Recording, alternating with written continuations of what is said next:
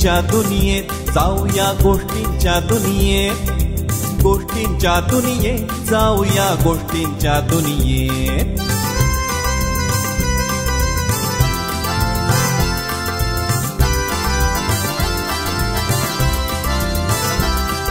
मातृभूमी ही संस्कारांची, वैज्ञानिक रणवीरांची कथा तयांच्या ऐकायाला ठरला फक्कड देश, ठरला फक्कड देश.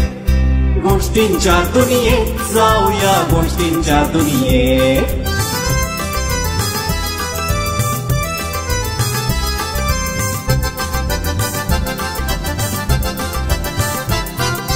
देव देश अन धर्मासाठी अविरत झटले इतरांसाठी, स्फूर्ती कथा त्या नरवीरांच्या ऐका लावून, ऐका लावून.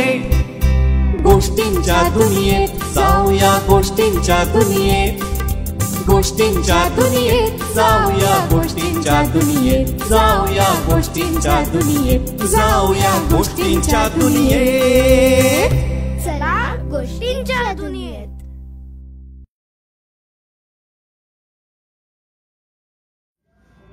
मित्रांनो नमस्कार. चला गोष्टींच्या दुनियेत या उपक्रमात आपणा सर्वांचं मनपूर्वक स्वागत. मुळात आम्हा लोकांची एक तक्रार अशी आहे की वाचनच कमी झालेलं आहे, त्याच्यामुळे श्रवणही कमी झालेलं आहे आणि साहित्यिक विषयक कार्यक्रमांना तर जी अनुपस्थिती दर्शवल्या जाते ती निश्चितच चिंतनीय आहे. अशा पार्श्वभूमीवर चला गोष्टींच्या दुनियेत हा कार्यक्रम म्हणजे साहित्यिक अभिरुची वाढवण्याचा एक स्तुत्य उपक्रम आहे असं मला वाटतं. त्या मालिकेला मी तुम्हाला शुभेच्छा देतो. जे सहभागी होत आहेत त्यांना तर अधिकच शुभेच्छा देतो. आणि आज दिनविशेष निमित्त आपण संत श्रेष्ठ तुलसीदास यांच्या जीवनातील गोष्ट ऐकणार आहोत. आजपासून जवळपास 400-450 वर्षापूर्वीची गोष्ट.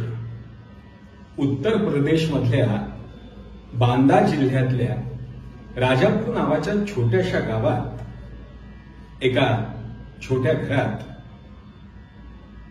बाळंतीण प्रसूत होण्याची वाट बघितल्या जात होती. जो घराचा मुख्य होता त्यांचं नाव होतं आत्माराम शुक्ल किंवा दुबे. आणि दुबेजी येरझारा घालत होते. प्रसूती कशी होईल त्यांची सौभाग्यवती जिचं नाव हुलिया असं होतं, तिनं आधीच 9 महिन्यापेक्षा जास्त दिवस घेतलेले होते. म्हणजे ते बाळ जे होतं गर्भात ते जन्माला यायला 12वा महिना उजाडला होता. म्हणून सगळे चिंतित होते. सुईण पण प्रसूती सुलभ व्हावी म्हणून प्रयत्न करत होती. अचानक बाळाच्या रडण्याचा आवाज आला. आत्मारामजी आणि आजूबाजूला जमलेल्या लोकांना थोडंसं हायसं वाटलं की चला प्रसूती झाली, आता काय बातमी येते म्हणून आत्मारामजी उत्सुकतेनं आतमध्ये बघू लागले. अर्थात त्यावेळेला पुरुष मंडळींना प्रवेश कसा असणार आहे. खूप वेळ झाला मुलगा रडून, तरी बातमी काही बाहेर येईना. मुलगा की मुलगी सगळे चिंतित झाले. त्या हुलियाची तब्येत ठीक असेल की नाही अशा शंका कुशंका दाटून आल्या आणि मग ती सुईण बाहेर आली. पण तिने आत्मारामजींचं अभिनंदन करण्याच्या ऐवजी थोडंसं शंकित नजरेने आत्मारामजींकडे बघितलं. आत्मारामजींना चिंता वाटायला लागली. ते स्वतः व्युत्पन्न पंडित होते. काय झालं त्यांनी विचारले. काय सांगू, विचित्र बाळ जन्माला आलाय. अहो पण मुलगा की मुलगी पहिले सांगणार की नाही, आत्मारामजी त्या सुईणीला म्हणाले. अहो मुलगा झालाय पण फारच विचित्र बालक जन्माला आलाय. विचित्र विचित्र म्हणजे मला ठाऊक आहे ते 12व्या महिन्यात जन्माला आलाय, पण अजून विचित्र म्हणजे काय, तुम्हाला काय सांगू. अहो बाळाला जन्मजात सगळे दात आहे 32च्या 32 आणि तो राम नामाचं पठण करतोय. आत्मारामजींनी 1 नाही 2 नाही ताबडतोब पत्रिका आखली, ग्रहदशा पाहिली. मुलगा मूळ नक्षत्रावर जन्माला आलेला होता. पण एक मात्र खरं, की त्याला 32 दातही होते आणि अस्खलित रामनामाची वाणी होती. पत्रिका मांडल्या गेली. मूळ नक्षत्रावर म्हणजे त्या काळी अर्थात वडिलांकरता दशमग्रह असा मुलगा म्हणायला पाहिजे. त्यांनी आगे मागे काही बघितलं नाही, पण त्या मुलाला घरच्या नोकराणीकडे हवाली करून दिलं आणि तूच याचा प्रतिपाळ कर असं ते म्हणाले. त्याचं मुख सुद्धा त्यांनी बघितलं नाही. पण एक मात्र खरं, जन्माच्या वेळेलाच राम नाम घेत असलेलं ते बालक, त्याचं जन्मनाव जरी तुलसी ठेवण्यात आलं तरी राम बोलो या नावानेच तो प्रसिद्ध झाला. त्या घरातल्या दासीनी सुद्धा अतिशय ममतेनं त्याचं संगोपन केलं, त्याला वाढवलं. यथावकाश एक गुरु त्यांना भेटले.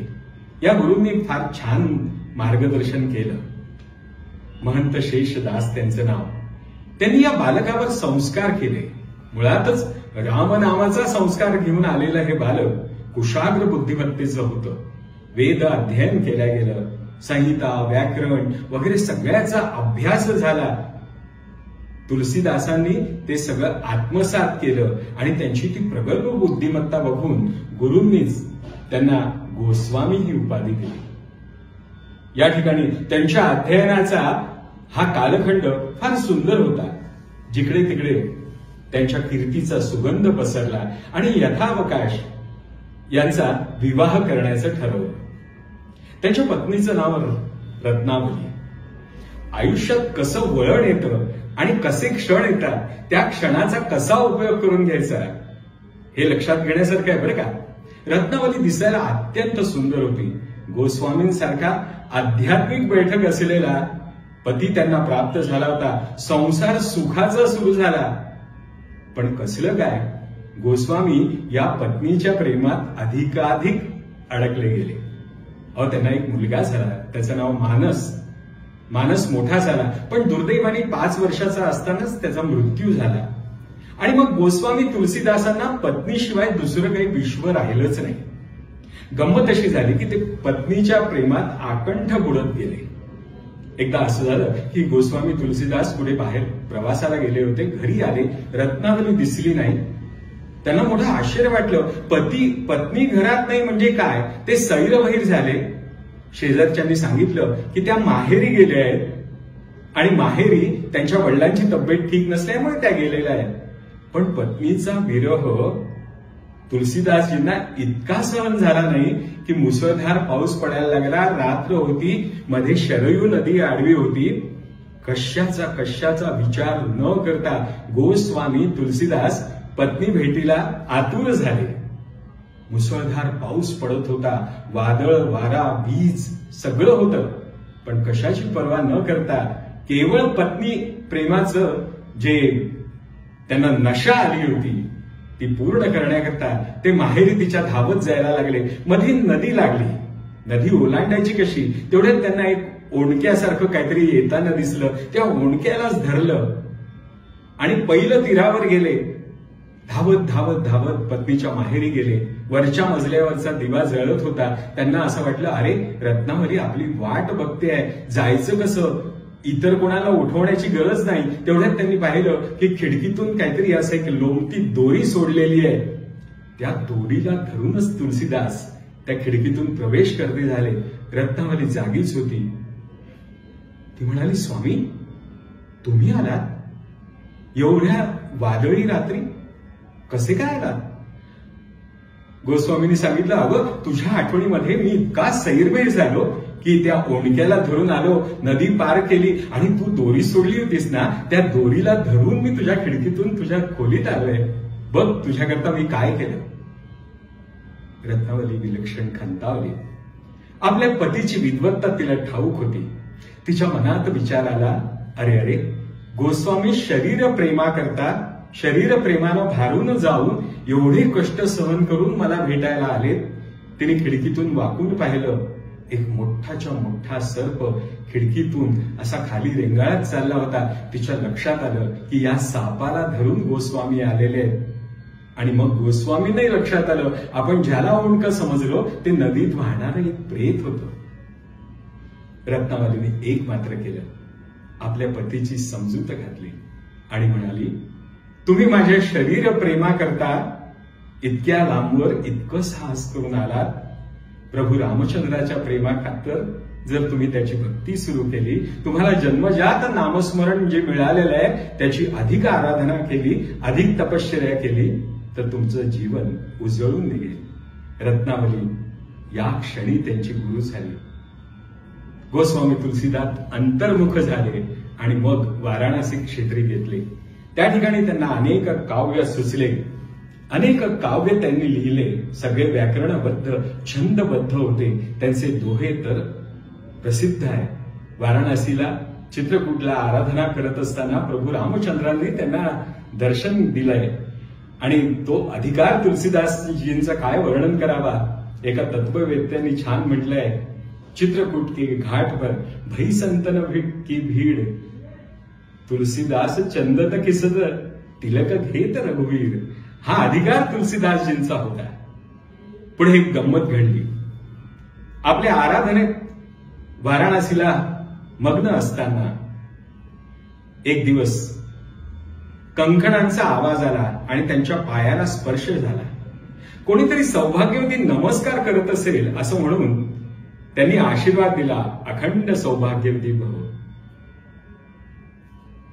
ही गोष्ट, हा क्षण संतश्रेष्ठ ज्ञानेश्वर महाराजांच्या आयुष्यात आला की नाही. गंमत झाली. मग ती गृहिणी रडायला लागली. यांनी डोळे उघडले. ते म्हणे, महाराज कसला आशीर्वाद देता, अखंड सौभाग्यवती भव. अहो माझे पती मेलेले आहेत, त्यांना आता या गंगेच्या घाटावर अग्नी देणार आहेत आणि म्हणून तुम्हाला नमस्कार करण्याकरता मी आली.